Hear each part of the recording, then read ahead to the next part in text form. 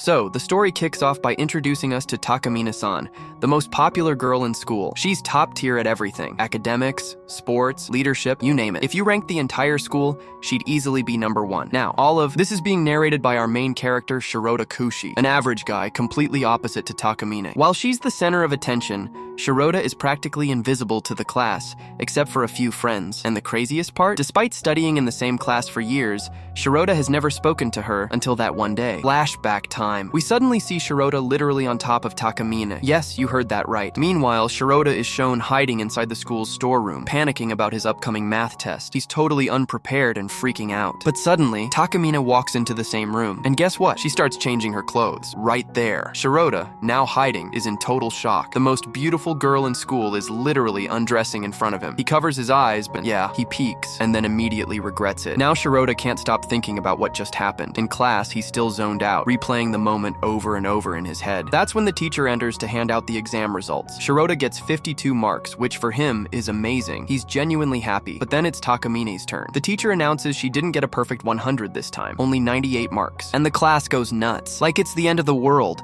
People are seriously freaking out over 2 missing marks. Takamine, oddly calm, apologizes to the teacher and starts doing something strange. Shirota is watching, confused, and that's when their eyes suddenly lock. A butterfly flutters across the room. A mysterious clock ticks, and suddenly, we're back to the moment when Shirota was about to get his marks. Was it a dream? He rushes to check his sheet. Yep, still 52 marks. But the moment feels too real to be fake. He looks again at Takamine's results. This time, the teacher says she got a perfect 100. After that strange classroom moment, Shirota kept thinking, was all of that just a dream, or did it really happen? Either way, he figured the day was going great. I mean, he just accidentally saw Takamine changing her clothes, and he scored surprisingly well in the test. Win-win, right? Curious and a little bold, Shirota decided to go talk to her. He went straight to her student council president's office and asked, "Be honest with me, did you really score 98 in math?" Takamine froze. Her eyes widened like she was caught red-handed. "How do you even know that?" she demanded. "And did you tell anyone else?" She suddenly stepped toward him, clearly pissed. Shirota nearly passed out from fear, but then she smirked and said, "I'm not mad about the test score. I'm mad about something else. You saw me in the storeroom while I was changing, didn't you?" Shirota turned pale. Then she laughed. "Relax, I'm just messing with you. You looked like you were about to pass out." She invited him to sit and talk, but as he reached for the glass, his hand trembled, and the water spilled. Now you'd think the water spilled on her, right? Nope. Takamine casually dodged it. "Oh, that was your plan, huh?" she teased. "Trying to soak me so you could watch me change clothes again?" And then, just to mess with him further, she actually started taking off her clothes, even though she wasn't wet. Shirota freaked out. Just as he panicked, we saw it again. The butterfly fluttering toward the ticking clock. And boom! We're back in time, right to the moment when he spilled the water. But this time, the water actually lands on Takamine. She looks at Shirota, clearly annoyed. "You messed up. Now I need to change clothes," she says. And instead of sending him away like a normal person, she just tells him, "Turn around, don't look." Girl, what? But it doesn't stop there. She casually hands him her wet clothes and tells him to clean them. Shirota, utterly overwhelmed, starts dabbing the clothes with a towel. He has no idea what's going on anymore. Then, out of nowhere, bam! Takamine kicks him hard, right in the most sensitive spot. "Don't touch me like that," she yells. Bruh. She told him to clean the clothes and now she's mad at him? Poor Shirota was just following orders. And then she finally explains her actual power. Her ability activates every time she makes a mistake. She first discovered it in 5th grade during a random incident. She doesn't fully explain how it works yet, but it's clear. It lets her reset time, and what she does with it is only going to get more intense. But here's the twist. Everyone forgets what happened during the undone timeline, except Shirota. Somehow, for reasons even Takamine doesn't understand,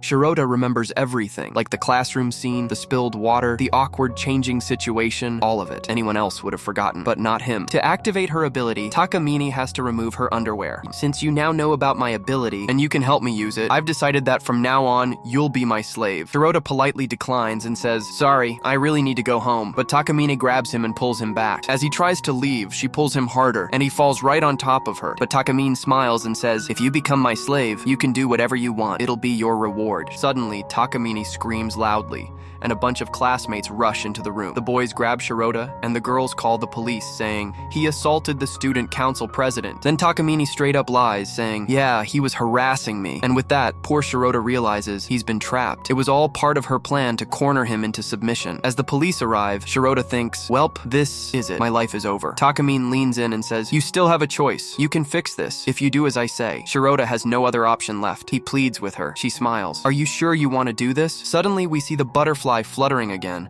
the ticking clock, and were sent back in time once more, to the exact moment they were talking in the student council room. This time, Shirota agrees to become her slave. He immediately regrets it, thinking, I should have just gone home. If I hadn't walked into this office, I wouldn't be in this mess. Then they get into a bit of a fight, and Takamine warns him, if you argue with me, you'll regret it. Shirota immediately apologizes. Good, she says. Now I'm giving you your first task. Put this collar on me. Shirota freaks out again. Takamine doesn't take no for an answer. Takamine grabs Shirota's hand, looks into his eyes, and softly says, you're my servant now. You can do whatever you want. Shirota's heart is racing. She's looking at him with affection, and for a second, it almost feels romantic. But then, boom! The door bursts open, and cops storm in and arrest Shirota again. Takamine instantly switches back to a sweet, innocent expression, and then smiles again. That's when we realize it was all just a dream. Shirota wakes up in his bed, flustered, as a message from Takamine pops up on his phone. Don't be late for school. And of course, the message includes her photo, which makes Shirota blush all over again. On his way to school, Shirota's clearly anxious. From behind, Takamine appears, smiling as students greet her with admiration. But when she walks up to Shirota, people start whispering. Why is Takamine-san, the queen of the school, talking to him? Even Shirota is confused. Takamine leans in and whispers in his ear, meet me in the council room later. Shirota shows up, nervous, and asks what she wants. Takamine replies with a casual smile, oh, nothing much. We're partners now, aren't we? We should get to know each other. Shirota snaps, partners? You literally forced me to be your servant. Takamine ignores his protest and hands him a bag. When he opens it, he finds a bunch of her underwear. I want you to be my mobile closet, she says. Carry these with you. When I use my ability, you'll need to bring me a pair immediately. Shirota is horrified. Wait, I have to carry these around all day? Takamine nods and adds, oh, and you'll need to help me put them on after I use my power. Shirota stares blankly. Is this a power or just pure insanity? But Takamine reassures him, relax, I only use it once or twice a day during class. Unless there's an emergency, she then leans closer and warns, if you don't do your job properly, well, you know what happens. Shirota shudders. He remembers the trauma from last time,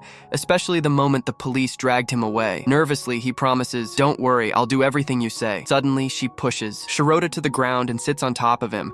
Panicking, Shirota shuts his eyes and, don't call the police again. I'll behave, I swear. Takamine smiles softly and says, don't worry, I won't call them. Shirota is speechless. She adds, I'll make sure you're never disappointed. As Shirota leaves, he's still flustered. Takamine smiles as he walks away and reminds him, return the bag after school. Don't take it home. Shirota quickly responds, of course. Then we jump to the classroom. The teacher is reading a poem and asks someone to explain it. Shirota assumes Takamine will handle it effortlessly, and she does. She stands up and explains the poem so gracefully that everyone is impressed by her voice and interpretation. Shirota stares at her thinking, she's perfect, beautiful, brilliant. She doesn't even need her powers. But then, a breeze flows through the eye. Window. Takamine stands up and says, I knew it. I have to use my ability again. Shirota panics. But you already explained it so perfectly. Takamine begins taking off her skirt and calmly says, it was good, but it could be better. The moment she activates her power, time glitches. Suddenly, we're back at the moment when the teacher asks, who wants to explain this poem? This time when Takamine recites her answer, her voice carries so much depth and emotion that the entire class is mesmerized. Everyone can feel the meaning behind the poem. Shirota didn't even realize when the poem ended, and suddenly the whole class erupted into applause. He sat there stunned, thinking to himself, how can anyone be this perfect? As the class admired her performance, Takamine gave him a soft smile. Both of them locked eyes.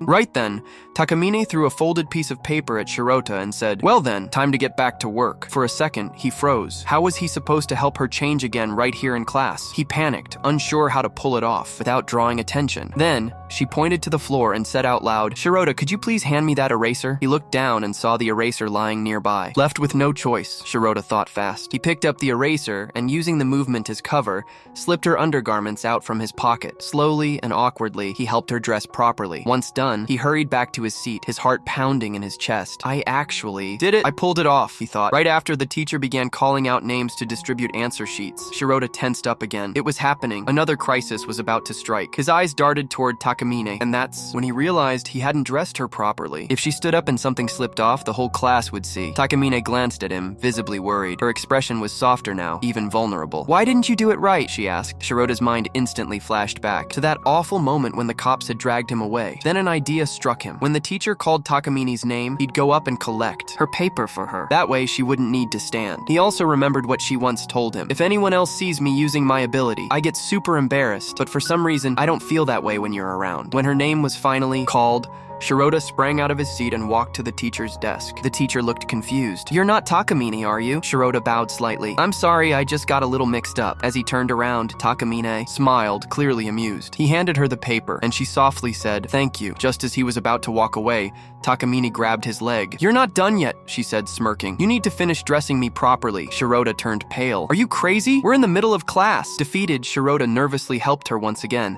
This time, her expression was a little different. It wasn't teasing, it was strange. Shirota asked gently, "Did it hurt? Was something uncomfortable?" Takamine didn't answer. She just turned her head away slightly. Later, in the council room, Shirota was visibly frustrated. "Can you please not make me do stuff like this?" Takamine just giggled. "It was a test. I wanted to see how you'd react under pressure." Then, unexpectedly, she apologized. "Why'd you help me back then? You dressed yourself properly. You protected me." "Why?" Takamine laughed. "Was it because you were scared I'd call the police again?" Shirota paused for a second and then replied, "Yeah, I helped you so you wouldn't get me into more trouble." Takamine laughed again. "Honestly, I don't really believe that, but if you're trying to make me feel better, then thank you." And for a brief moment, her face looked genuinely cute and sweet. The episode kicks off with a classroom scene. The teacher asks Takamine to collect everyone's assignments and drop them off at the office. She begins gathering the papers, but before she can leave, a couple of guys approach her and offer to help. Watching this unfold, Shirota starts thinking about how insanely popular Takamine is, just like always. But then, Takamine suddenly speaks up from behind and asks, "Did you forget what your job is?" And just like that, she pulls out her underwear and rewinds time once again. Now the scene resets. The guys again offer to help her, but this time, Shirota is left wondering why she went back in time for such a small thing. As he recalls her previous words, it becomes clear. He has to stay by her side at all times. Realizing this, he steps in and offers to help her himself. Takamine, acting like a total boss, says, "I had to sacrifice one of my underwear just to teach you this." What could Shirota even say to that? He apologizes and quickly finishes the task. After all, in the end, he's just a walk-in closet for her, there to help with her outfit changes. She rewound time just to show him all of this again. As they walk off, a few more students arrive, also wanting to help Takamine. Watching this, Shirota reflects on how everyone respects, admires, and praises her. He even thinks to himself, "If I were reborn in her place, my days would be so much easier." Meanwhile, Takamine thanks the students for their help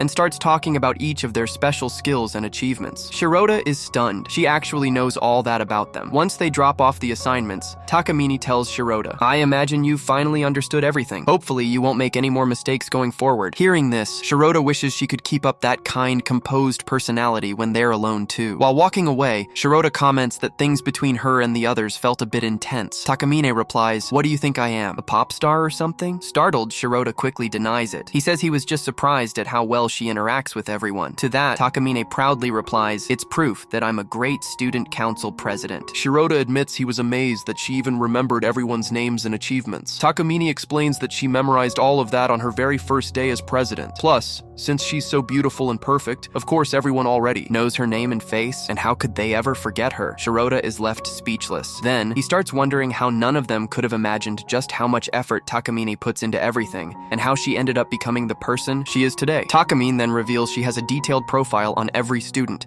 including Shirota. She starts listing his info, like where he was born, and even his personality traits, calling him timid and weak. She just keeps going and doesn't hold back, basically roasting him non-stop. Eventually, Shirota has had enough and asks her to stop. He's shocked she knows so much about everyone, but especially him. Takamine, visibly annoyed, asks, "Are you trying to say I only know your details?" She seems genuinely angry, and Shirota starts apologizing right away. But Takamine keeps pushing. She even calls him a perv because he once accidentally peeked while she was changing. When Shirota tries to defend himself, he says something that clearly rubs her the wrong way, and she kicks him so hard he falls over. Then she leans in and asks, "So, what would you do if I said I didn't care?" She starts seducing him, right there on the stairs in broad daylight. But Shirota stands his ground and says, "We can't do anything unless we're dating." Takamine is surprised, but she's also visibly happy. She smiles and says, "You've got some pretty beautiful dreams, huh?" And then the two of them start walking away. But as soon as they step off the platform, Shirota suddenly slips, and we cut directly to the nurse's office. He wakes up to find himself lying on Takamine's lap. Confused, he asks what they're doing there. Takamine explains that after his fall from the stairs, his condition didn't look great, so she had to rewind time. But even after rewinding, he didn't regain consciousness, so she brought him to the office herself. She gently lays him back on her lap and tells him to rest. Then she casually mentions that she's updated his student profile. His new status? Fake gentleman version. She warns him not to get too comfortable just because she hasn't changed yet. Shirota obviously is left speechless. Then he remembers they have PE class soon, and a 30-minute run coming up, something he's sure he won't be able to manage. Hearing this, Takamine bluntly points out how he seriously lacks ambition. Next, we see that Takamine is the one taking charge of today's PE class, which gets everyone super excited. The race begins, and unsurprisingly, Shirota's struggling, trailing dead last. Noticing this, Takamine halts his run mid-race, corrects his form, and even gives him some coaching tips while standing really close to him. She tells him, "Since I'm coaching you, you have to finish within 30 minutes, but it's all in vain." Shirota still finishes last. Some classmates even tease him, saying that despite getting coached by Takamine herself, he still lost. Takamine, however, refuses to accept this outcome. She rewinds time again because no one trained by her should be failing. This time, she even threatens Shirota to finish within the time limit, leaving him seriously terrified. As he runs, he starts stressing over how to apologize to her properly. That's when he spots Takamine riding a bicycle toward him, and then she stops right in the middle of the track, in full view of everyone, not wearing anything proper. Shirota panics, realizing what might happen if anyone sees her like this. He bolts toward her and covers her completely with his body. After the race, it's revealed that not only did Shirota finish within the time limit, but he also came in first place. He even helps Takamine put her underwear back on. When she asks how it felt to win, Shirota admits he doesn't know, because he'd never thought about rankings before. Seeing his innocent reaction makes Takamine genuinely happy. Then we cut to Shirota's house, where he realizes he accidentally brought back her underwear bag. He decides he'll return it the next day, although his mind is filled with strange thoughts. Just then, Takamine calls. She says she's about to go for a run but doesn't have any sportswear, which is clearly her way of hinting that she wants him to bring it over. Shirota wonders if this is another one of her tests, but since he's at home, he figures nothing can go wrong. Then he receives another message. It's a photo of her, clearly about to go running, without wearing anything appropriate. Shocked, Shirota asks what she's doing, but Takamine doesn't care. She sends another photo,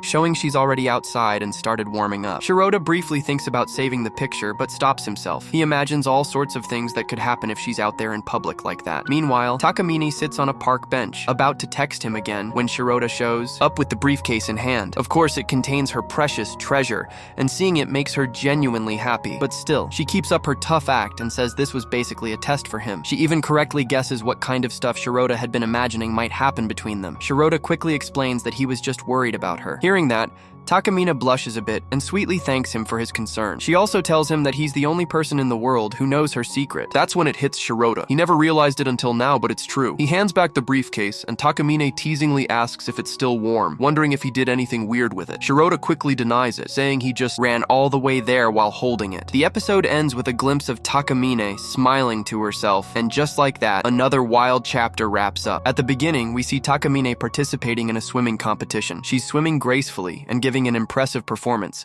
eventually winning the race. Naturally, everyone around starts praising her. Meanwhile, Shirota is watching. It was obvious to him that she was absolutely perfect. However, Takamine herself doesn't seem satisfied with the win. She quickly uses her ability and rewinds time to just before the race starts. This time, she decides to swim backward. Watching this, Shirota is completely stunned and can't help but admire her even more, thinking she's not just beautiful, but also has an incredible body structure. Once again, Takamine wins the race, and once again, the crowd showers her with praise. She walks over to Shirota and asks why he hasn't questioned her about using her ability this time. Shirota admits he forgot. Takamine explains that she already knew she would win. She just wanted to test whether she could win even while swimming backward. Meanwhile, Shirota wasn't even focused on the race anymore. He had been too busy admiring Takamine's body the whole time, and realizing this, he starts blushing hard. Seeing his reaction, Takamine smiles and says that a person's eyes reveal what they're truly thinking, even if they don't say it aloud. She then teases him, calling him a hopeless guy. Shirota gets flustered and asks why she always thinks about weird things. Takamine simply laughs it off and says, "It's fine. You can keep looking at my upper body if you want." Embarrassed, Shirota immediately looks away. Takamine then tells him, "After class ends, meet me." The scene shifts. After school, Takamine takes Shirota out shopping. From the looks of the store they're in, it's obvious what they're shopping for. Shirota, confused, asks why she brought him to such a place. Takamine casually says she just felt like it. Then, showing him a piece of clothing, she asks, "How do you think this this would look on me. Shirota, completely flustered, turns his face away. Takamine teases him, saying he actually enjoys looking at these things. Shirota quickly denies it, saying he only came because she ordered him to. Takamine then says, "All right then, find me a matching pair," meaning she wants him to pick out a pair of panties for her. Shirota blushes even harder, trying to refuse, but Takamine reminds him that he's supposed to obey her orders. With no way out, Shirota reluctantly picks something randomly, saying he doesn't really care. Takamine laughs and accuses him of having dirty thoughts,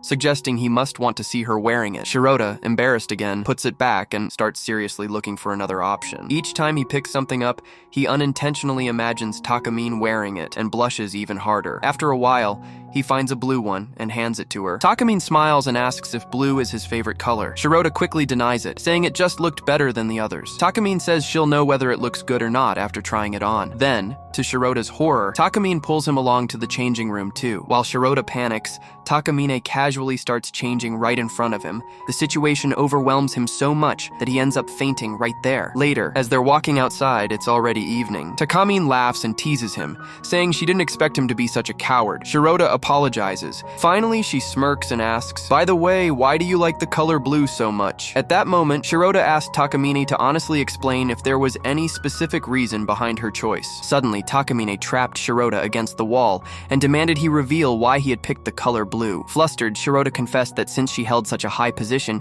he subconsciously compared her to the sky, and because the sky is blue, he thought that color would suit her perfectly. After admitting this, even Shirota was shocked at himself. Takamine quietly turned to leave, leaving Shirota stunned and worried that he might have said something wrong. But on the other side, Takamine was actually very happy, blushing hard as she thought about everything Shirota had said. The next day at school, Shirota had caught a cold. After classes ended, he hurried home, feeling weak. On the way, he almost collapsed, but Takamine caught him just in time and asked if he was okay. Shirota insisted he was fine, but Takamine wasn't convinced. She ended up visiting his house, commenting on how small it was. She then started snooping around his computer, convinced she would find something suspicious. But when she found nothing unusual, Shirota asked why she always looked at him with such doubt. Takamine reasoned that maybe there were hidden files. Feeling uncomfortable, Shirota quickly shut his laptop and asked if she had come just to spy on him. Takamine replied that she needed to know everything about him because it could impact her life too. She then softened and said, "Don't worry, today I'm your nurse. I'll make sure you eat properly and sleep on time." Shirota told her it wasn't necessary, but Takamine insisted. She said he'd better take care of his diet and left to cook something for him. Using her ability, the story jumped forward in time to when Takamine had already finished cooking. She brought him the food and told him she had also prepared a warm towel for him,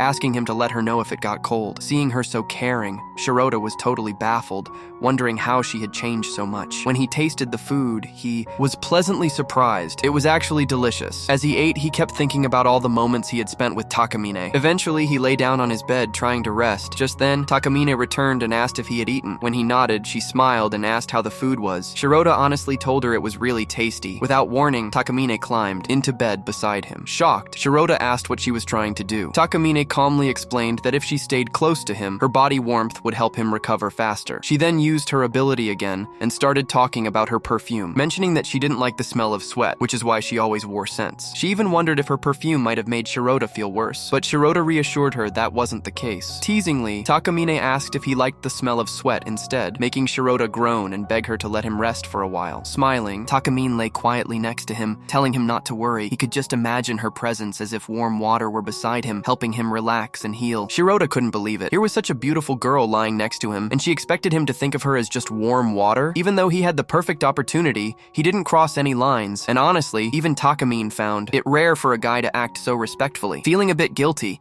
Takamine apologized, saying she knew she had crossed a lot of limits while teasing him. She then gently tucked him in and brought herself closer to him, almost hugging him to help him relax. She promised she wouldn't leave until he fully recovered. Hearing all this, Shirota couldn't help but wonder if she genuinely cared about him now. Takamine asked if he was able to sleep well, to which Shirota replied that he was. Then, out of curiosity, he asked why she was going so out of her way to help him, but Takamine didn't have an answer for that. She just quietly looked at him as he slowly drifted off to sleep. Later that night, Shirota woke up and checked his fever, only to find that it still hadn't gone down completely. When he looked around, he noticed that Takamine had left more food for him before she had gone. As he sat eating the food she made, he found himself thinking about her and couldn't help but blush. And with that heartwarming note, the episode ended. The episode begins with Takamine and Shirota. Shirota hadn't done his assignment because he thought it was due after summer break, but he just found out it was actually due before the break. Takamine offers to help him finish it after lunch, but only if he acts like a dog in front of her. Shirota flat out refuses, saying there's no way he's doing something like that. Takamine reminds him that if he doesn't submit the assignment, his grades could drop significantly. Still, Shirota says he's fine with that. He'll just work harder and complete it himself. But Takamine insists, saying, "Don't forget, you're my servant," and throws a bunch of teasing comments his way. Eventually, Shirota reluctantly agrees. Next, we jump to the classroom where Shirota is busy, working on his assignment. While writing,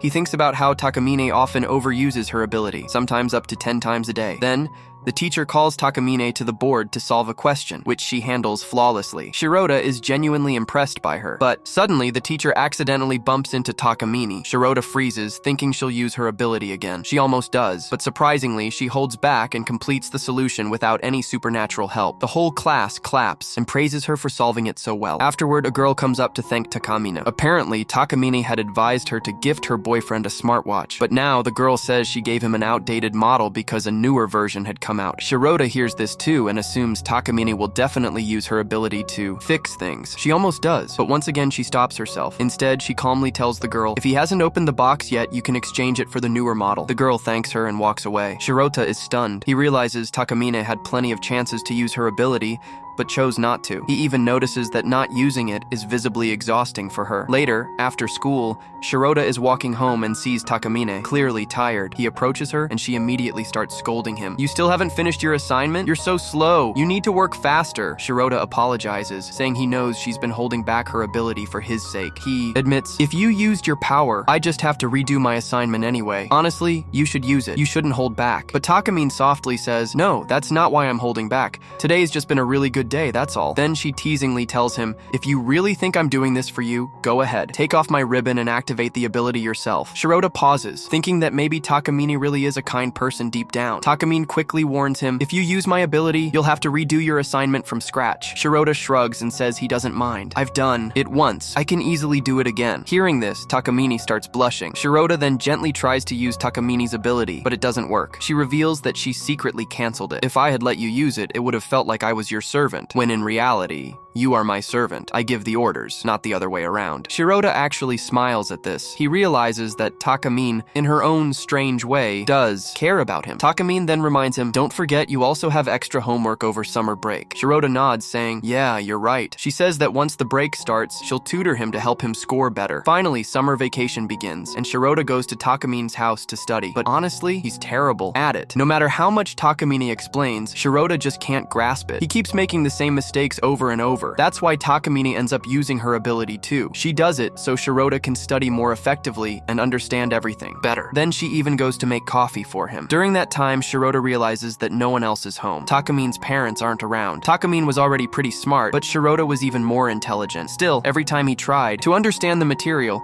he kept getting it wrong, so Takamine had to keep using her ability again and again to give him more time and help him understand better. Eventually, it's already evening, and Shirota's feeling a bit better. That's when Takamine says, "I know why you're really doing all this. You just wanted a chance to spend the night at a pretty girl's house." But then she quickly clarifies, "Just so you know, we're not alone here. Don't get the wrong idea. I have a pet cat at home too, and I want to spend some time with her." She goes to look for her cat, but she can't find her, and believe it or not, Takamine herself turns into a cat and comes back like that. Honestly, she looked so cute in that moment. It was almost impossible to look away. Takamine tells Shirota that she really wants to help him finish his assignment and cheer him up. That's why she's doing all this. But Shirota starts wondering if she's just messing with him at this point, because he can't focus on studying at all. Then Takamine starts acting super weird, like an actual cat. She says she's bored and wants him to spend some time with her. Shirota starts imagining some weird stuff and blushes hard. He quickly says, No, don't come near me. I'm fine." Takamine laughs and says, "Okay, I get it. I won't come close or disturb you anymore, but I'm still going to act like a cat because honestly, I'm really enjoying it." By now it's nighttime, and finally, Shirota finishes his assignment. He thanks Takamine and gets ready to head home, but as he steps outside,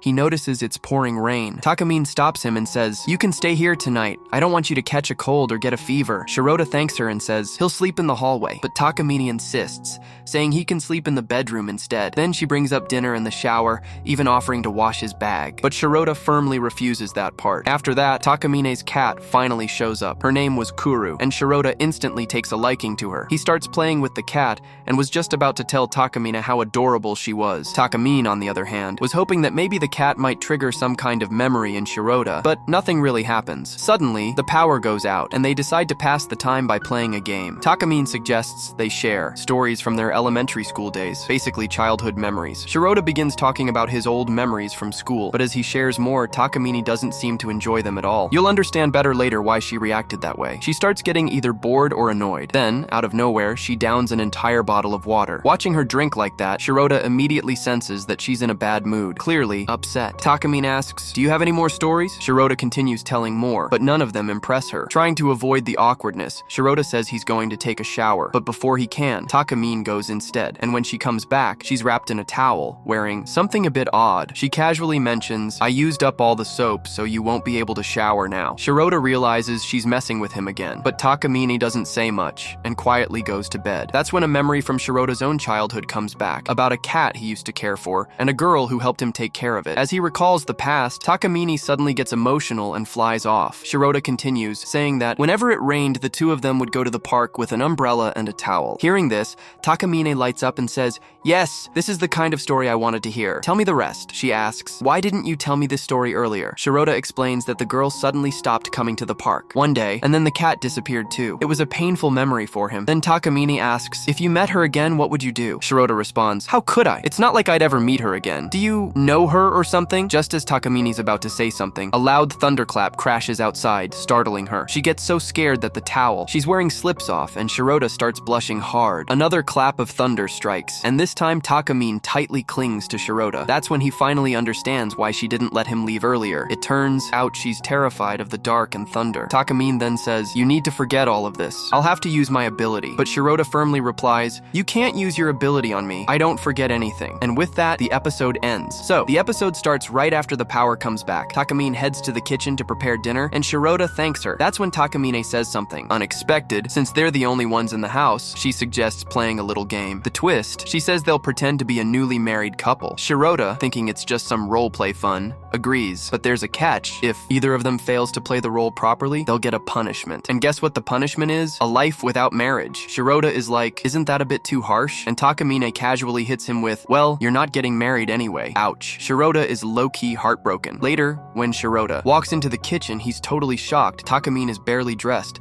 She reminds him, "You're my husband right now, so this is your fault." Shirota is stunned, but she lets it slide for now and warns him not to mess up again. Shirota, clearly overwhelmed, starts wondering if this is real. He's married to his beautiful president. When Takamine calls him honey, Shirota can't help but blush hard. She then tells him to help her get dressed properly, and being the dutiful husband, he does. Next, the two of them start cooking dinner together, but Shirota burns the food because he's too distracted by Takamine. Takamine then uses her ability to rewind time, and they try again, this time more carefully. Finally, the dinner turns out great. What surprises Shirota next is that Takamine feeds him with her hands. He's shocked, but she says it's normal. After all, they're a married couple now. At one point, some food drops on her foot, and Shirota quickly apologizes. Takamine smirks and says, "If you're really sorry, then lick it off." She insists that nothing should go to waste, and since he's her husband, he should be able to do at least this much. Shirota is left speechless. Again, she uses her ability, and they return to the past. She then admits she was just teasing him. Shirota feels a bit relieved, but Takamine continues to mess with him a little more.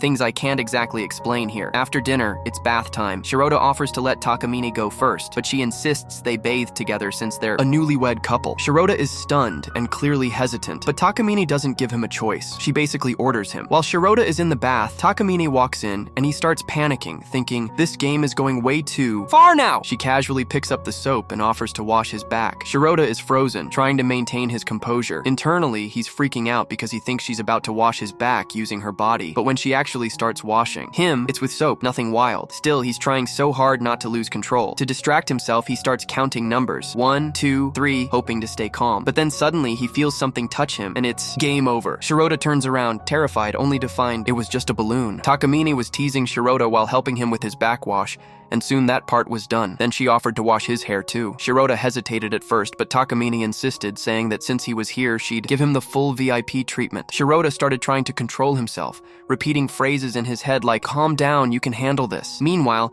Takamine mentioned that the soap she was using had been brought by her dad. Shirota, smelling it, realized it had the same scent that always lingered on Takamine. That made it even harder for him to stay composed. Eventually, he lost a bit of control. His hand accidentally touched a very wrong place. It turned into a hilariously awkward moment. Takamine just laughed and teased him, saying, "You're getting way too into this, husband." Shirota was completely flustered and embarrassed, so he sank into the water to hide his face. At first, Takamine was confused about why he suddenly dove into the tub, but soon enough, she understood what had happened and quietly walked away, leaving Shirota alone to catch his breath. Later that night, Shirota lay in bed still thinking about Takamine, and then she entered the room. She got really close to him and asked, "What do I really mean to you?" Shirota was about to answer, but she interrupted him, saying, "Let me tell you myself. You're my servant, and I'm your mistress. You have to obey everything I say." Shirota was stunned, but also realized there was truth in her words. This was their reality. In the next scene, the two headed out to watch the Firebug Festival. Takamine was waiting for Shirota, and when he arrived, he apologized for being late. She got annoyed and told him she'd been waiting for 5 whole minutes. But when Shirota looked at her,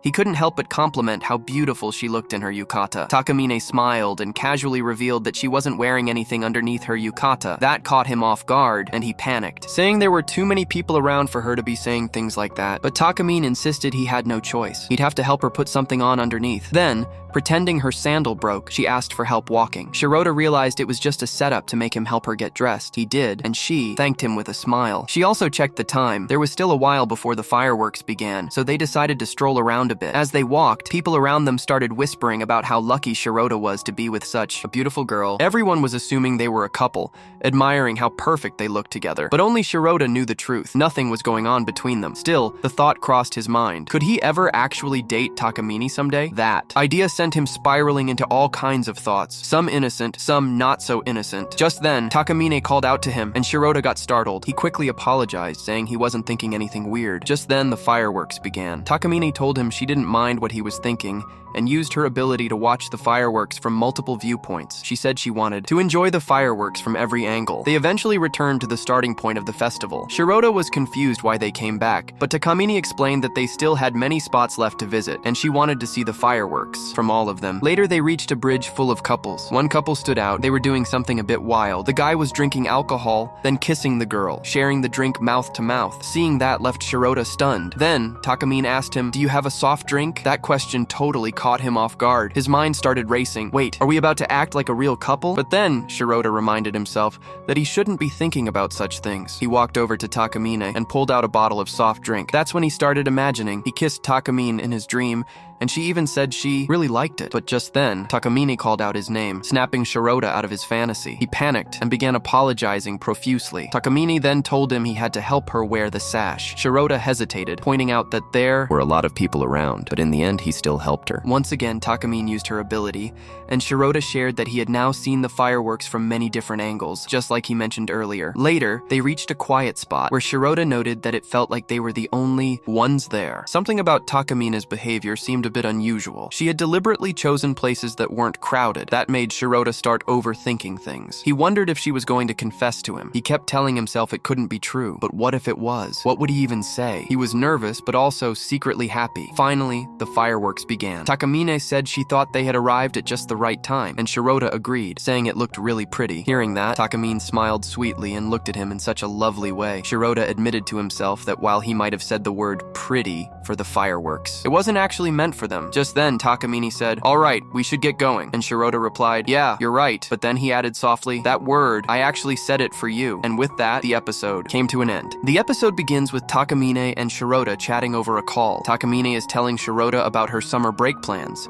She's going to visit a college to check it out and see what kind of place it is. Shirota mentions that it's quite a prestigious college, known for attracting really smart students. Takamine then declares that she's planning to enroll in that college in the future. She adds that Shirota will be coming along with her, not as a fellow student, but as her personal storage, aka assistant. Hearing this, Shirota yells in disbelief, saying no normal person talks like that. But Takamine insists that as long as he follows her orders, he's essentially free. Shirota argues that she treats him like a slave slave, so how is that freedom? Takamine casually explains that she gives him the freedom to speak and do what he wants. Suddenly, she video calls him and shows up wearing a very strange outfit. Shirota freaks out and asks if she's lost her mind. Takamine shyly admits that she was embarrassed to buy it. Then she reveals something shocking. During their last shopping trip, she secretly bought all the outfits that Shirota had liked. And now, she starts showing them off to him over the video call. Shirota is so embarrassed that he covers his eyes. Meanwhile, Takamine continues telling him that he'll act as her bodyguard from now on and protect her if anything weird happens, like someone trying to blackmail or harass her. Just then, her cat jumps up and nudges the phone, causing her to accidentally end the video call. A few days later, we see Shirota waiting for Takamine as they're about to tour the campus together. When Takamine finally arrives, Shirota and every other guy around can't take their eyes off her. Everywhere they go, all the boys keep staring at Takamine. Shirota even notes how no one can look away from her. She looks absolutely stunning. Takamine then asks if she looks like a proper college student now,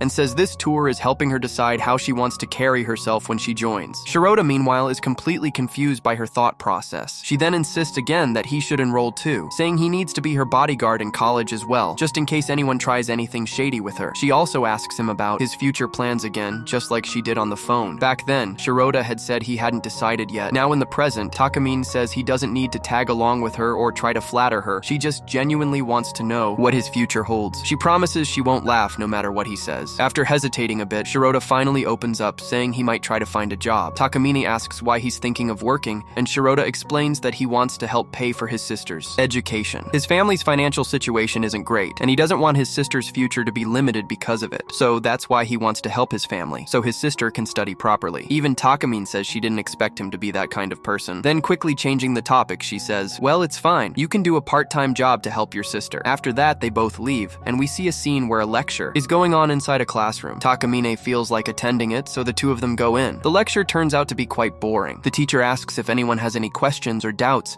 and Takamine raises her hand. She asks, can you tell me about the lab work? Like, what do we do after graduation? What are the benefits? Hearing the question, the teacher looks surprised, but answers that it will give her a certificate and help with her progress, though his reply sounds pretty lame. Takamine thanks him and sits back down. Shirota praises her, but she doesn't seem satisfied with either the question or the answer. So, for the first time here, she uses her ability again. She repeats the exact same question, and the teacher gives the same answer. Now you might wonder why she used her ability at all. Shirota asks her the same thing. Takamine explains that earlier she mistakenly said university, but she actually meant institution, so she used her ability to correct that word. Then she tells Shirota, now it's your turn to work. Your job starts now. Shirota panics and says, are you crazy? There are so many people here. How am I supposed to do this? Takamine calmly lays out her plan. Since they're sitting at the very back desk, he can just crouch down and do it quietly. Shirota agrees to give it a try. He gets under the desk and thinks to himself, okay, I'm safe here. I should finish this quickly. Finally, he manages to put the pants on Takamine. He's super embarrassed, but still gets the job done. Later, evening falls and the two of them head home. They talk about the university visit. Takamine says it was nice, and Shirota agrees. Their conversation continues casually until Takamine suddenly brings up the fact that Shirota said he'd get a job. She says, if you start working, we won't see each other much anymore. That means our time together will be limited. She then suggests that he should reduce the amount of work he does for her. But Shirota reminds her, didn't you say I'd still have to do your work even after getting a job? Takamine asks if he really thinks she's such a heartless person. She admits she's actually quite angry right now, but still, she's forgiving him. Then she says, I'm setting you free. But that doesn't mean you should be too happy because the year isn't over yet. You've still got a lot of work left to do for me. She says this in a soft, almost affectionate way. Finally, she says goodbye and heads home, telling him to go home too. After she leaves, Shirota just stands there, stunned. He remembers what she said about their relationship getting weaker,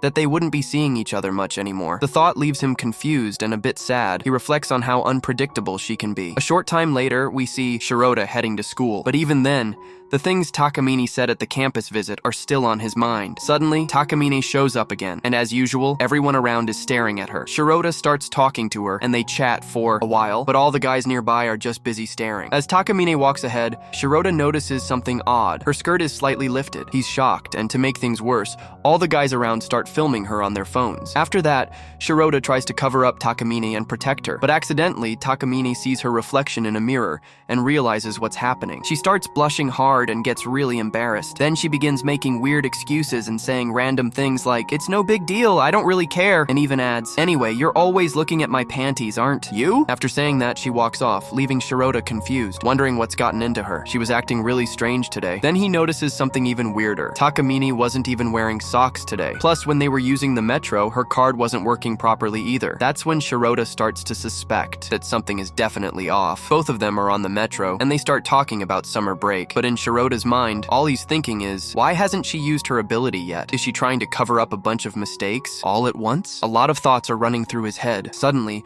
Shirota notices that Takamine didn't even wear an underlayer for her upper body. Seeing that, he panics even more, thinking what the heck is going on with her today. Takamine asks him, "What are you looking at?" And at that moment, she realizes she forgot to wear something. She blushes again and starts making more silly excuses. But her bad luck doesn't end there. When the metro door opens and then closes, her shirt gets caught in the door. The button pops off right there. Shirota blushes hard, and his hand accidentally touches somewhere inappropriate, making the guys around them shocked. With no other choice left, Takamine finally uses her ability and rewinds time. They return to a point in the past. After that, Shirota ends up back in his room. He starts thinking about all the moments he's had with Takamine. He doubts whether he'll ever get into Takamine's college. He figures that even if he had the luck of 1,000,000 people, it would still be a long shot. He considers hiring a tutor, but realizes that's not a great plan either. So, he decides he needs to study properly now. He heads to the library, but while walking there, he accidentally bumps into a girl. And the girl he bumps into, she turns out to be super cute. She asks, "Shirota, is that you?" Shirota, still not looking at her properly, is left stunned.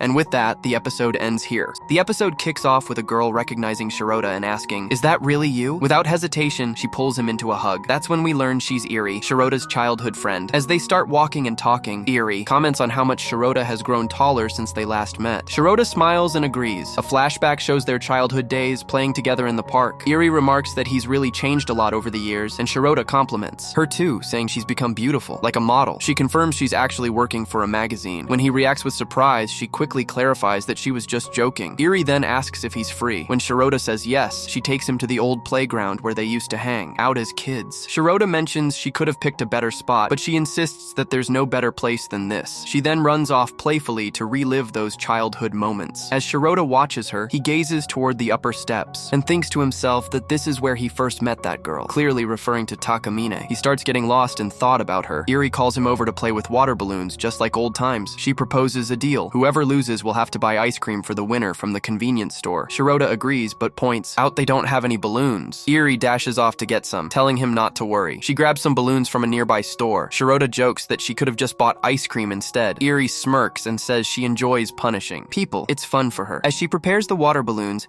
she tells Shirota that all the rules are up to him, but he doesn't say anything. So she hands him 3 water-filled balloons. Then she mischievously laughs and says she never mentioned there was a limit on how much water could go in each balloon. She overfills one balloon, and as expected, it bursts, soaking her. She gasps, realizing what just happened. Shirota quickly asks if she's okay. That's when she whispers, embarrassed, that she wasn't wearing anything underneath. Hearing this, Shirota is completely shocked. He immediately offers to grab her a towel and ice cream and runs off. As he walks, he reflects on how much Eri has changed. The girl who once needed protecting now leaves him completely confused with her bold behavior. He wonders what she's thinking, and unconsciously, his thoughts drift to Takamina. He imagines how she would scold him for getting involved with another girl. That's when he realizes he's still thinking about her. Meanwhile, Shirota returns with a towel and some ice cream. Eri casually asks him about his plans after school. Shirota responds that he's not sure about applying to a university. He's always had hopes of joining the army, but considering his financial situation and his actual goals, it may not be realistic. Noticing the shift in his mood, Eri teases him and asks if the girl he's thinking about is his girlfriend. Flustered, Shirota denies it, but she keeps pushing, claiming he definitely likes her. That makes Shirota even more agitated, and he insists that it's not like that at all. Eri chuckles and says he hasn't changed a bit since childhood. Shirota asks her why she always has to mess with him. Just then, some ice cream accidentally spills on his neck and he reaches for a towel to wipe it off. But before he can, Eri leans in and licks it. Stunned, Shirota shouts, asking what she's doing. Eri casually replies, "Oh, don't guys do this with each other?" She says it's pretty normal between girls, implying it's no big deal. Shirota is completely bewildered and mutters to himself, wondering what kind of fantasies girls even have. At this point, Shirota finds himself deep in thought, once again thinking about Takamine. He imagines that if she were in this situation, she would definitely scold him and say something like, "You really are the worst." Realizing this, he mutters to himself, "Ugh, I'm thinking about Takamine again." Just then, Takamine appears behind him. Shirota turns and is completely stunned. Eri, on the other hand, doesn't show much reaction. Takamine, clearly upset, scolds Shirota for his behavior. "What do you think you're doing in a public place like this?" she demands. Shirota, surprised, asks what she's doing there, reminding her that she had a fever earlier. Hearing this, Takamine says that yes, she wasn't feeling well, but she's not the type to give up just because of that. Eri jumps in, trying to lighten the mood. She tells Takamine it's no big deal, they were just playing a game. But then Takamine notices the balloon in Eri's hand and instantly misinterprets the situation. Eri tries to explain, saying they were both playing the game together and it wasn't what it looked like. But Takamine thinks to herself that this all feels too perfect, like she's just interrupted something between them. She starts wondering if she may have stepped in at the wrong time. Trying to diffuse the tension, Eri smiles and asks, "So, Takamine, you're Shirota's friend, right? Why don't the three of us play together?" That question only deepens Takamine's misunderstanding. She starts imagining something inappropriate involving all three of them, and although a bit shaken by the idea, she ends up agreeing. Eri excitedly runs off to prepare for the game. Shirota, still unsure, turns to Takamine and asks if she really wants to play. She responds with a sarcastic, "What do you think?" He says it's up to her, but she snaps back, "These kinds of decisions aren't just up to girls. Guys should take responsibility too." Then, without warning, she slaps Shirota across the face, shouting, "What exactly were you two about to do here?" Eri watches in silence, and it becomes clear to her that this is the girl Shirota had been talking about earlier. She speaks up, saying, "So you're not just some random girl who occasionally comes to play with Shirota, huh?" Takamine fires back, recognizing her too. "Oh, you must be Eri, the one always hanging around him." Eri admits it, and says, "Looks like you misunderstood the whole situation after seeing us together." Shirota agrees. This misunderstanding has gotten out of hand. He and Eri both confess they probably shouldn't have played such a confusing game in the first place. Takamine, still upset, says, "Yeah, it's your fault for not making things clear, and mine for misjudging it. Whatever, I'm leaving." But before she can walk away, Eri grabs her hand and asks, "Okay, if you won't play with us, can you at least talk to me for a moment?" Takamine initially refuses, but Eri insists, and even turns to Shirota, asking him to grab some juice so she and Takamine can talk in private. Once Shirota is gone, Eri sits with Takamine and opens up. "I don't really know how to behave around guys, but when the girl you like is around another girl, it really sucks." Takamine is about to say something, but Eri quickly cuts her off and apologizes. Sorry, do you even like him that way?" Shirota then returns with juice and snacks. Takamine glares at Eri and tells her, "Whatever nonsense you were just talking, don't ever say that in front of anyone again." Eri gives her a half-hearted, all right, and then walks away, leaving the snacks behind. She mutters, quietly, sounding a little emotional, "You two go ahead and eat together." As she walks away, she says to Shirota, "I'll see you at school." Takamine looks confused and asks, "School? You mean regular classes?" He replies, "No, I'm talking about cram school, the one I recently joined. It's helping me prep for university." He adds that maybe, just maybe, he'll be able to get into the same university as her. Hearing that, Takamine is surprised and happy. Takamine lights up. "So that's it? You've been paying for cram school with your part-time job, working hard so you can get into university?" She admits she might not be able to help much, but promises to support him however she can, at least until his entrance exam. But Shirota politely declines, saying, "No, I don't need your help." Despite that, Takamine activates her ability and insists, "You should have just said okay." Shirota sighs, "You're seriously using your ability over something like this?" She doesn't back down. "Of course," she says. Then she hands him the treasure and tells him to put it on, and he does. From that moment on, Takamina declares that she'll support him, not just in school, but in every way she can. Shirota nods and agrees. All right then. Takamina holds out his hand and says, "Let's go." The scene shifts to Takamine's house. She's wearing a casual t-shirt and is tutoring Shirota, but Shirota keeps getting distracted, especially by her cat. Takamina gently calls him over and talks to the cat, saying, "Shirota wants to go to university with me, isn't that sweet?" And with that, this episode comes to an end. The episode begins with Shirota and Ecchi stepping outside the classroom, both looking exhausted. Takamine walks by and notices them. Ecchi gets excited at the sight of Takamine and suggests they all go to a restaurant. At the restaurant, a waitress arrives at their table. Ecchi recognizes her and begins chatting, mentioning they used to attend the same high school. She orders drinks and fries, explaining that the waitress usually gives extra. Shirota seems surprised, and Ecchi continues her lively conversation. Takamine suddenly comments that she doesn't eat fries, which surprises Ecchi. Ecchi then brings up how she and Shirota often study together and are preparing to graduate side by side. She adds that they'll start doing homework together at home. Takamine gets upset and reminds Shirota that he had promised to study with her. Ecchi jokes about Takamine being both smart and having a perfect figure, while admitting that she struggles in class. Takamine blurts out that she once did a cat cosplay to get Shirota to focus on studying. Shirota tries to stop her from saying more. Ecchi finds the story amusing and suggests that the three of them should study together, even proposing a sleepover. Shirota becomes more flustered. Takamine dismisses the idea and mutters something under her breath, which isn't fully heard. Shirota denies any misunderstanding, but Takamine hits him and says maybe it's time Ellie knows the full truth. Shirota tries to stop her, but Takamine insists she understands the situation best. Ellie listens, but doesn't seem to fully grasp what's going on. As the outing ends, Ellie and Takamine send Shirota ahead so they can talk privately. Ellie lowers her head and apologizes, saying she believes Takamine has been insecure lately. She mentions Takamine possibly visiting the cram school just to watch over them. Ellie assures her that she didn't mean to cause jealousy and asks for forgiveness. She explains that nothing is happening between her and Shirota. They're just good friends. Takamine is surprised by the honesty. Just then, another girl approaches Ellie and thanks her for waiting. Ellie thanks Takamine and leaves with the girl, holding her hand. Takamine blushes upon seeing this. She notices Shirota waiting nearby. He asks what they were talking about. Takamine says it was nothing important. When he presses, she admits she had been unnecessarily suspicious of Ellie, though Shirota doesn't fully understand what she means. In the next scene, Ellie and the girl are seen walking together. The girl comments that Takamine seemed like Ellie's type, but Ellie clarifies that they're just friends. Meanwhile, Takamine holds a balloon and asks Shirota if he remembers it. She suggests they play a game in the park, where the winner gets to make a request the loser has to fulfill. Shirota hesitates, saying it doesn't seem fair. Takamine questions why he was fine having fun with Ellie,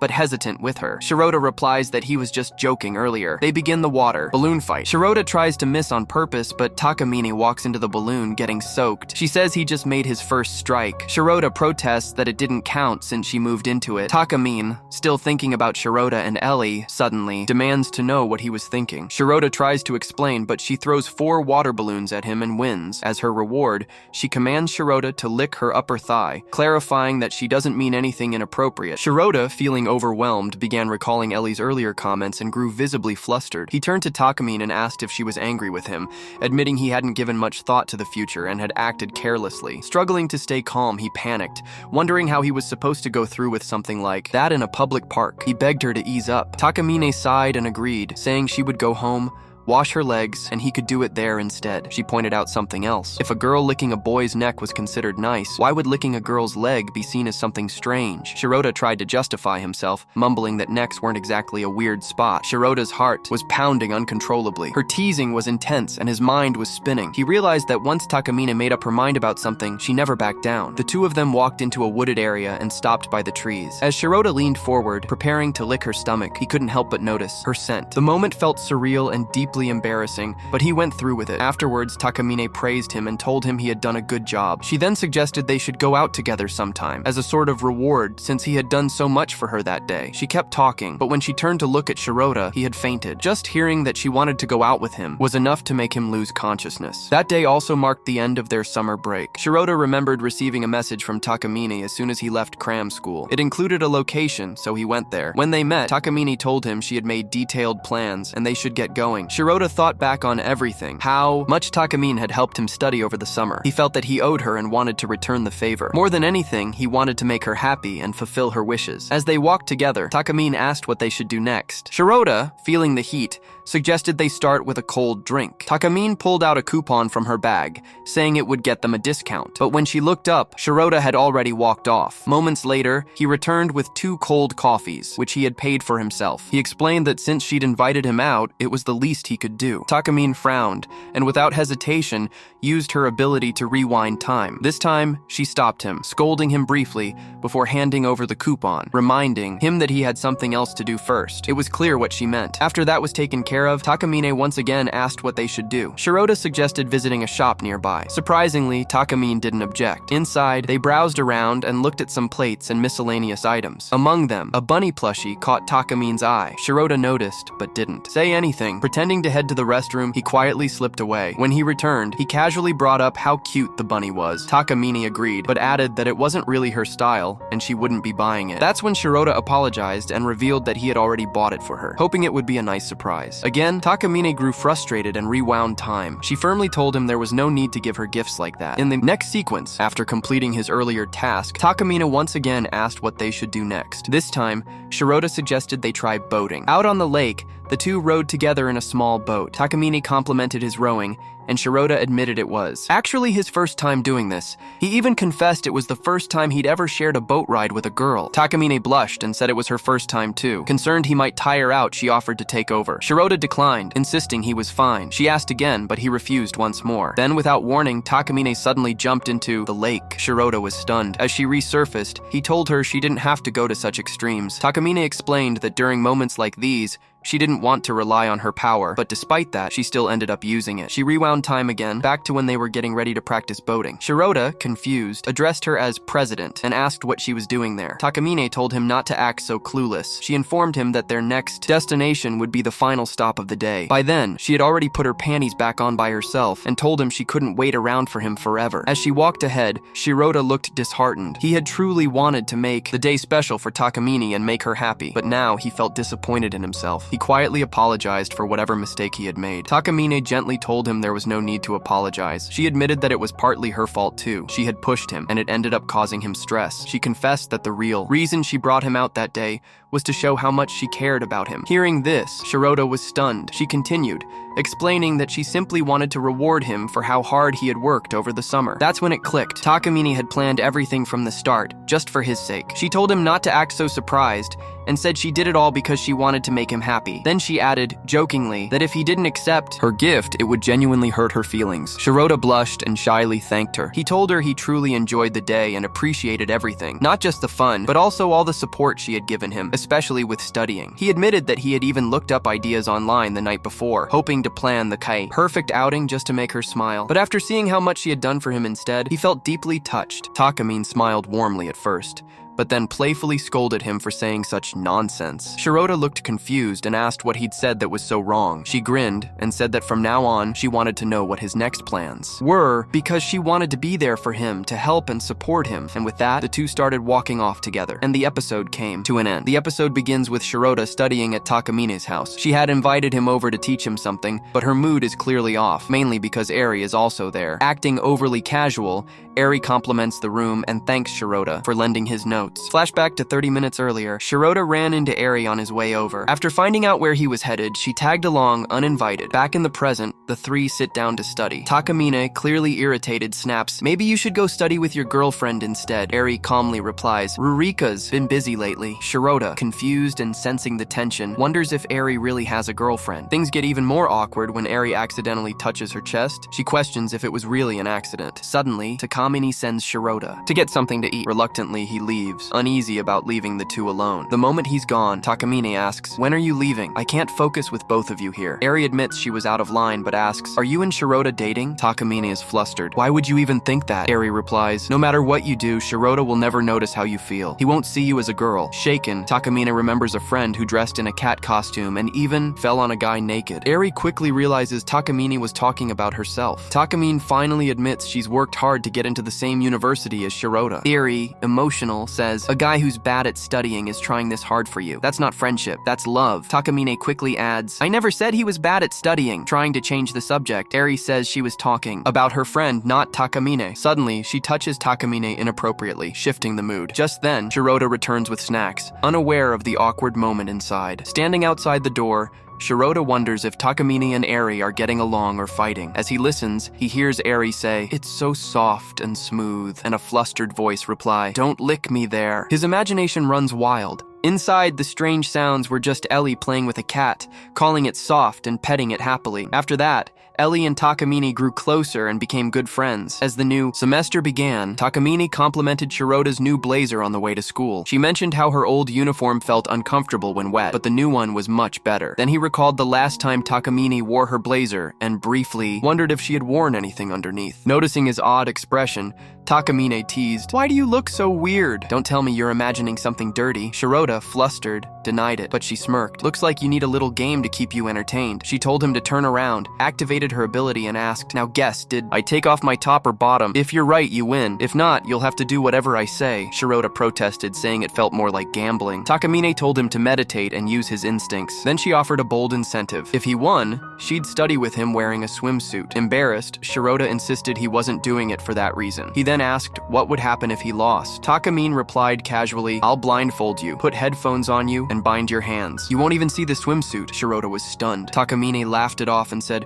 "Come on, let's go." As they walked, Shirota kept thinking. Then, when Takamine jumped over a puddle, he took a nervous glance at the reflection and caught a glimpse. But what he saw isn't revealed just yet. At school, Takamine turned to him and said, "Time for your answer." Shirota guessed, "You took off your top." Takamine shook her head. "Wrong. It was at the bottom. I knew you didn't peek under my skirt. If you had, you'd have won." She reminded him of his punishment, studying together while she wore a swimsuit. Shirota looked crushed. She added, "I even gave you hints, like jumping over that puddle just for you." Shirota blushed, realizing she might have actually wanted him to win. Later on the metro, Takamine brought up the upcoming cultural festival and asked if he'd be part of the performance. Shirota said he'd help backstage again, just like last year when he held the haunted house signboard. Takamine nodded. "No one else volunteered, so you stepped up." Shirota was surprised she remembered. She simply replied, "Of course, I'm the student council president. It's my job." Takamine mentioned she'd be playing Cinderella this year and asked Shirota to help backstage since he knew how everything worked. In class, the students were discussing their play. When Takamine asked who should play Cinderella, one student quickly said, "No one could play it better than you, ma'am." Everyone agreed. Smiling modestly, Takamine accepted the role. Then she asked for 2 volunteers for the sound crew. Shirota raised his hand, thinking it was an easy task,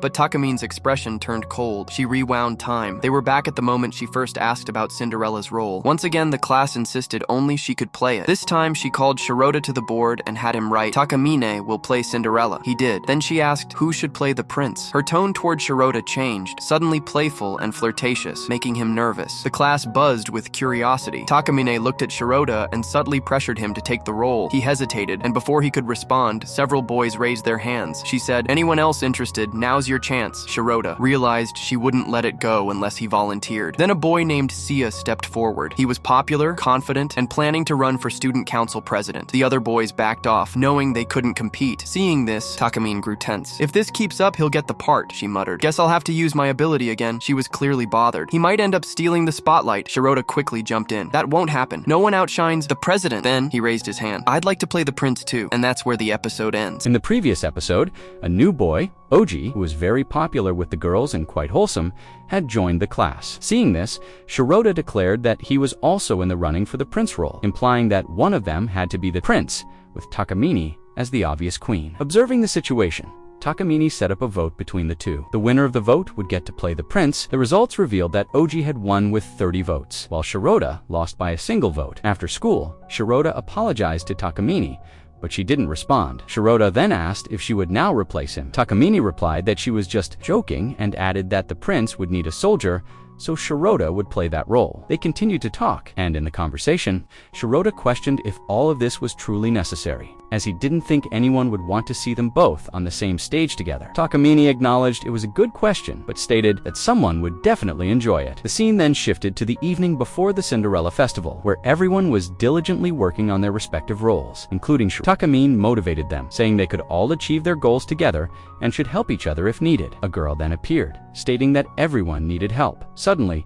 something fell on Shirota's head, injuring him. At that moment, Takamine approached him from behind and asked Shirota if he was free to help her with a background painting. Shirota agreed to help, but some students seemed displeased by this. Shirota noticed their reactions, but Takamine asked what was wrong. Shirota replied that nothing was wrong. Amidst this, another girl came forward and claimed that Shirota had made a mistake in the painting. Everyone began speaking ill of Shirota. Takamine then used her ability to rewind time. Shirota immediately understood what had happened. Takamine called out to Shirota, instructing him to do his work. Shirota knew that Takamine had done this for him. Shirota began working, but then a girl approached Takamine, requiring Takamine to engage in conversation with her. In the meantime, Shirota struggled to complete his task and got stuck. However, Takamine was aware of this, and she also knew exactly where something was about to fall.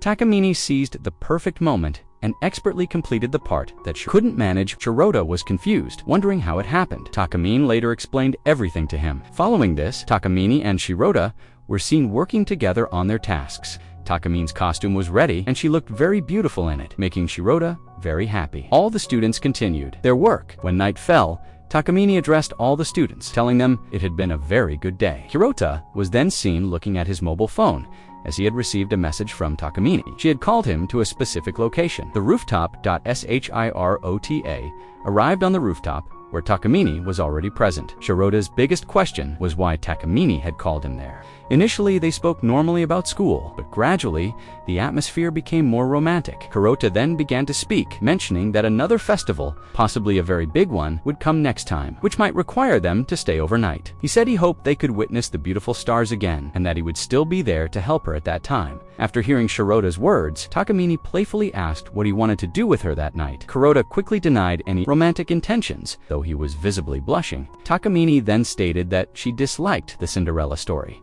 because she believed nothing could be accomplished by relying on a fairy. One had to work for what they wanted. However, she also said she learned another lesson: to wait a little longer before tearing someone apart. Takamine, blushing, approached Shirota and took his hands, stating she couldn't do it. Shirota's face turned red as Takamine's cute face was close to his. Takamine began to speak, but then sneezed. Seeing this, Shirota apologized, saying he didn't realize she was unwell and didn't want her to suffer. He then took off his shirt and gave it to her. Shirota remained concerned about Takamine, knowing she had an important role to play. Takamine, meanwhile, was blushing deeply. It was now morning, the day of the festival. Takamine was motivating everyone, but the other students were all talking about Ecchi, the prince. Shirota, however, was very nervous internally. Noticing this, Takamine took Shirota aside. As they walked in front of the other students, Takamine told him he seemed very nervous and should relax, asking why he was thinking so much. Shirota, however, was nervous for another reason. He could hear the voices of many students. Shirota then wondered where they could go where no one could see them, and they ended up entering a haunted house. Inside the haunted house, Shirota felt relieved that no one could see them, but Takamine was clearly not happy. She was very scared. Seeing this, Shirota offered to leave if she was afraid. Takamine insisted she wasn't scared at all. Just then, a boy appeared, which terrified Takamine, causing her to use her ability. Shirota now knew for sure that she was very scared. Takamine, however, claimed she was fine and said she would help calm his nervousness. They started walking again suddenly. Someone, or something perhaps, a ghost or zombie, placed a hand on Shirota's shoulder. Takamine immediately used her ability again. Takamine then lovingly asked Shirota if he was hurt and if he was all right. Shirota confirmed he was fine. Takamine again insisted she was fine and not scared, but Shirota knew the truth. Shirota thought they needed to get out of there as quickly as possible, but he was also secretly enjoying Takamine's fear. Takamine asked him why he was smiling so much. Just then, a spider, grabbed Takamine's leg. Seeing this, Takamine jumped onto Shirota. Shirota realized that Takamine had used her ability twice, meaning both objects that appeared to scare them had vanished. Shirota was thoroughly enjoying the situation. At that moment, a spider descended from above onto both of them. Takamine, terrified, ran away, with Shirota chasing after her. Shirota asked Takamine if she was all right, but his eyes widened in surprise as he saw Takamine swinging on spider. Takamine was trapped. Shirota was trying to help her when he heard girls approaching from behind. Shirota realized that if this scene were witnessed by everyone, Takamine's reputation would be ruined. He was determined to save Takamine at all costs. The two girls appeared and saw the scene unfolding before them. Shirota was trying to handle the situation himself, but the two girls showed no fear and quietly left without seeming to understand what was happening. They then exited the haunted house. Shirota apologized to Takamine. Takamine asked why he was apologizing, saying they had just gone out for a stroll. The nervousness Shirota had been feeling was gone.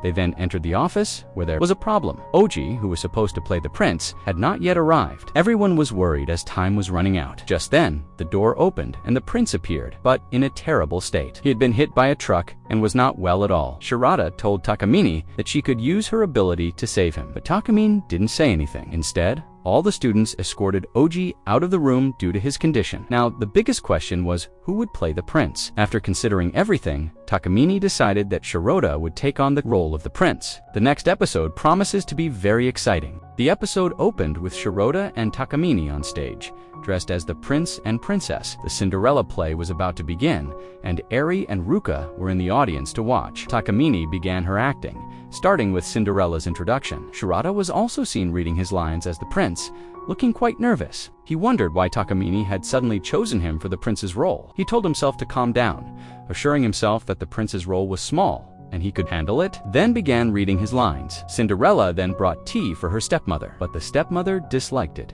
and threw it in Cinderella's face, soaking her costume. Everyone in the audience was surprised and reacted with a hint of avarice. Cinderella began cleaning the floor, and a voiceover described how Cinderella's stepmother tormented her. As she cleaned, Cinderella looked incredibly cute, which ignited desires in the hearts of the other boys. Ecchi was visibly angered by Cinderella's stepmother. The rest of the team backstage were also praising Takamine, while Shirota was busy reading his lines. Cinderella's stepsisters then left for the party without her. As she had no suitable outfit, Cinderella became very sad and began singing a song about her pain. Suddenly, the voice of the godmother was heard, promising to fulfill all her wishes. The scene then cut, and the audience was engrossed in the play, enjoying it immensely. The scene shifted to the castle, and Shirota grew extremely nervous, as it was his turn to act. He fretted that he couldn't do it. Takamine, laughing, told him that they were there to enjoy themselves, then went back on stage. The prince was then called to the stage, and his teammate told Shirota it was his turn. Shirota finally stepped onto the stage, determined to support Takamine and remember his lines. However,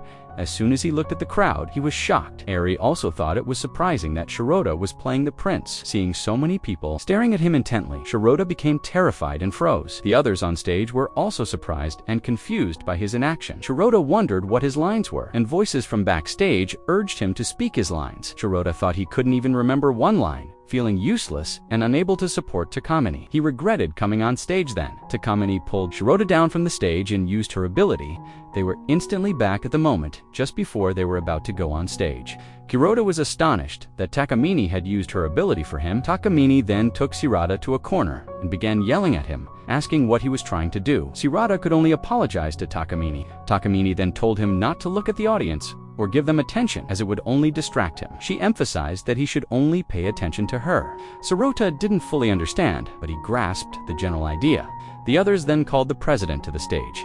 Takamine again told Shirota not to waste time being scared or pay attention to others. He should only look at her and nothing else. Takamine then went back on stage. Finally, it was Shirota's turn to go on stage. This time, he decided he wouldn't make any mistakes. He went directly onto the stage and asked Takamine if she would like to dance with him. Shirota's improved acting pleased Takamine, and she agreed to dance. Shirota was happy that he had delivered his lines correctly, but he wasn't overly excited yet, as there was still much more acting to do. He then explained that Takamine would first sing a song, and then he would perform a couple's dance with her. As he opened his eyes, he found himself underneath Takamine's skirt. His job was to be inside the skirt. Takamine began singing outside, and inside, Shirota had to move with her as she moved around the stage. Finally, Shirota managed to put on the slipper. The time for the dance arrived. Shirota was already in a bad state, but he controlled himself and began dancing with Takamine. Takamine's designated time in the special outfit ended, and she ran away, telling him not to follow her. Shirota then went to Takamine with her sandal. If it fit, he would know she was the princess. Cinderella's stepmother initially refused to let her try on the sandal. However, Takamine insisted that Cinderella try on the sandal. Their play was going smoothly, perhaps too smoothly. Suddenly, Ecchi entered, yelling that the prince was a cheat and a commander, and that he had taken his role due to his leg injury. The audience watching the play was shocked. Ecchi began shouting at Ecchi, asking how he dared to say such things to Shirota. Shirota himself was confused about what was happening. Behind Ecchi,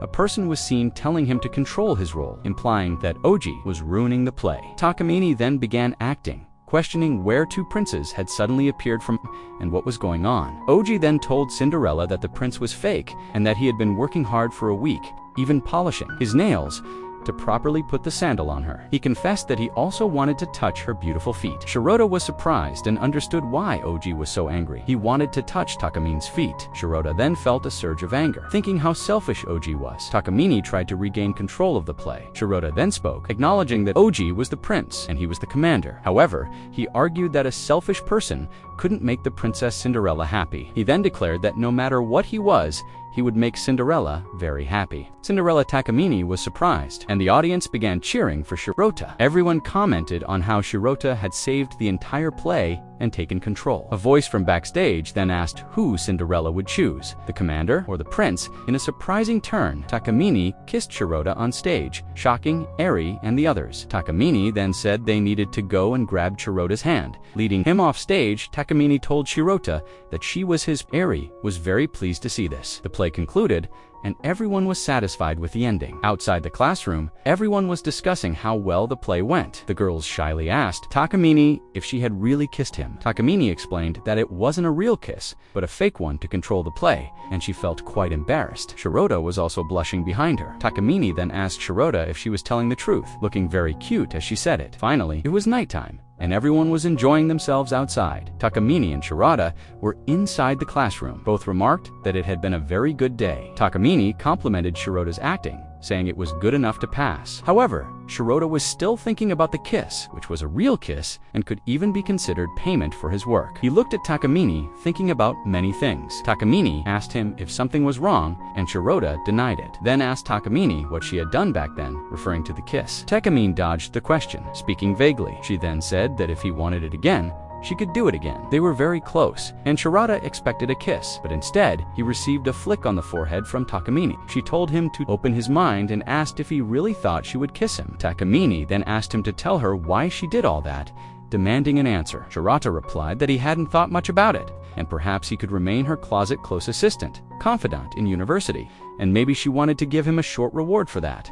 Takamine then used her ability, and Shirota realized he had given the wrong answer. They were transported back to the moment they started talking. Shirota thought Takamine was still very angry. Takamine then asked why he had given that kind of answer. Takamine then stated that the event was about to end, and as the school president, she needed to be there. Takamine then told Shirota to get back to his work. Shirota, however, felt that the answer he had given was the correct one. As he put on the slipper, he thought that he simply wanted their relationship to continue as it was. Takamine then told Shirota that they should go. Now, with that, the anime finally concluded. And that brings us to the end of our journey with Takamine-san. Thank you so much for sticking with me through every episode, for your comments, your likes, and for just being an amazing community. Your support means the world to me, and it's what keeps me going. As we close this chapter, I'm already looking forward to bringing you more exciting content. If you've enjoyed the time with us, please consider hitting that like button, sharing this video, and most importantly, subscribing to the channel. So with that, thank you once again for everything.